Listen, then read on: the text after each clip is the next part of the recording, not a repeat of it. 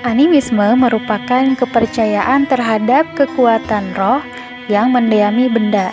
Contohnya, mempercayai bahwa di suatu pohon itu terdapat sesuatu yang menjaga pohon tersebut sehingga disembah dan dimintai pertolongan, atau mempercayai adanya roh yang mendiami sebuah batu atau sebuah sungai sehingga mereka menyembah benda-benda tersebut karena diyakini terdapat roh yang mendiami benda tersebut.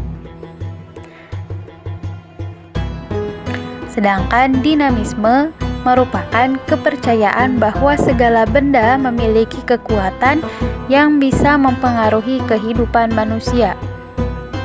Contohnya, pemujaan terhadap batu besar, kemudian pemujaan terhadap api yang diyakini bahwa api atau benda-benda tersebut, benda yang diyakini memiliki kekuatan tersebut dapat mempengaruhi kehidupan manusia. Kepercayaan animisme dan dinamisme ini sudah berbentuk agama. Contohnya adalah yang pertama, agama Majusi atau Zoroaster. Kemudian yang kedua, penyembahan berhala.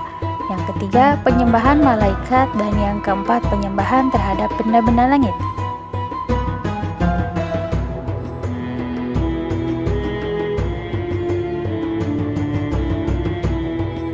Agama Majusi, nama lainnya adalah Mazdaisme.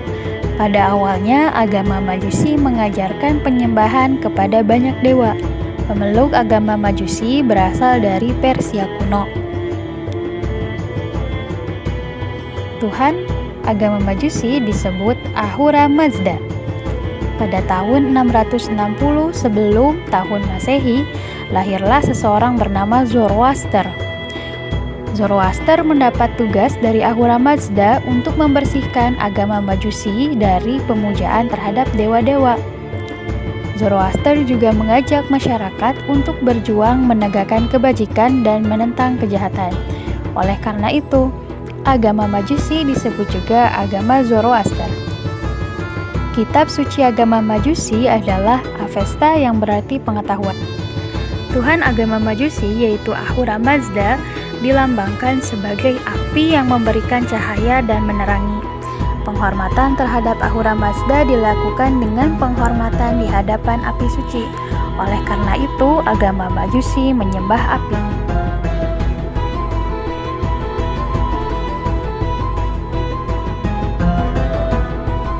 Penyembah berhala atau penyembah patung-patung, pada waktu itu patung-patung atau berhala-berhala banyak ditempatkan di sekitar Ka'bah. Terdapat sekitar 360 berhala yang ditempatkan di sekitar Ka'bah. Di antaranya ada berhala-berhala yang sangat besar dan juga dianggap sebagai pemimpin para berhala. Di antaranya dinamakan Latta, Uzza, Manat, dan Hubal sebagai berhala yang paling besar. Cara penyembahan berhala di masa itu ada berbagai cara. Yang pertama, para penyembah berhala berjalan mengelilingi berhala atau patung. Ketika berkeliling, mereka berdoa dan meminta pertolongan. Mereka tidak akan berhenti mengelilingi patung tersebut sampai datangnya tanda bahwa permintaan mereka dikabulkan.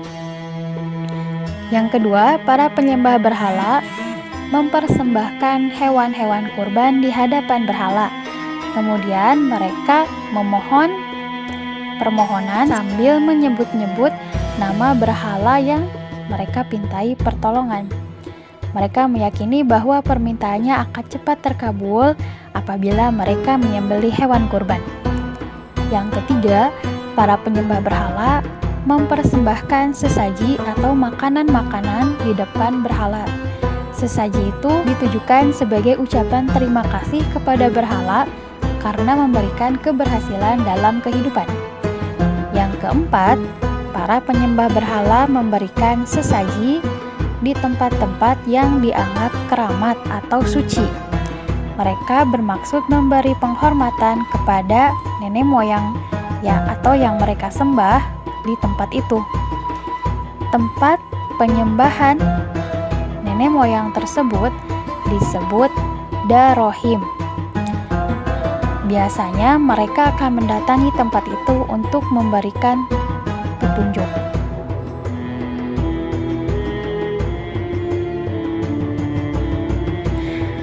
Sebagian bangsa Arab memuja malaikat.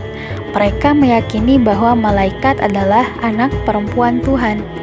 Mereka beranggapan menyembah anak perempuan Tuhan sama seperti menyembah Allah. Mereka berdiam diri di suatu tempat atau dinamakan bersemedi dan memohon pertolongan kepada malaikat agar tujuannya tercapai.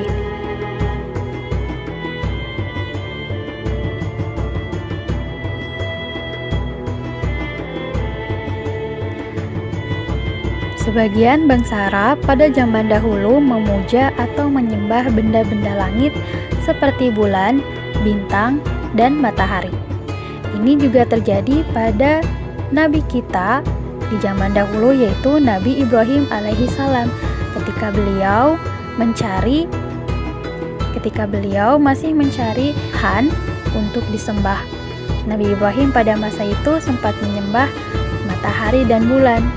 Akan tetapi beliau merasakan keganjilan ketika menyembah matahari dan bulan, sehingga akhirnya Nabi Ibrahim alaihissalam meyakini bahwa pencipta bulan dan langit adalah Tuhan yang Maha Esa, sehingga Nabi Ibrahim menyembah Allah Subhanahu wa Ta'ala. Pada siang hari menyembah matahari, kemudian menyembah bulan di malam hari. Mereka berdoa dan memohon pertolongan agar tujuannya tercapai. Para tokoh penyembah bintang ini biasa disebut sebagai ahli nujum. Nujum artinya bintang. Ahli nujum ini orang yang mengetahui perhitungan perjalanan bintang-bintang sehingga mereka mengetahui berbagai keadaan dunia dan peristiwa-peristiwa yang akan terjadi. Demikianlah kepercayaan bangsa Arab pada waktu itu. Banyak yang terjerumus pada penyembahan berhala dan kepercayaan yang sangat tidak masuk akal. Mudah-mudahan kita juga dilindungi dari paham yang sesat dan juga paham yang dapat melencengkan kita dari jalan Allah. Nauzubillahi min dzalik. Cukup sekian pembelajaran SKI pada kali ini. Alhamdulillah pembelajaran di bab ketiga sudah selesai. Ibu ucapkan terima kasih kepada kalian yang sudah menonton video ini dari awal hingga akhir, dan juga Ibu ucapkan wassalamualaikum warahmatullahi wabarakatuh.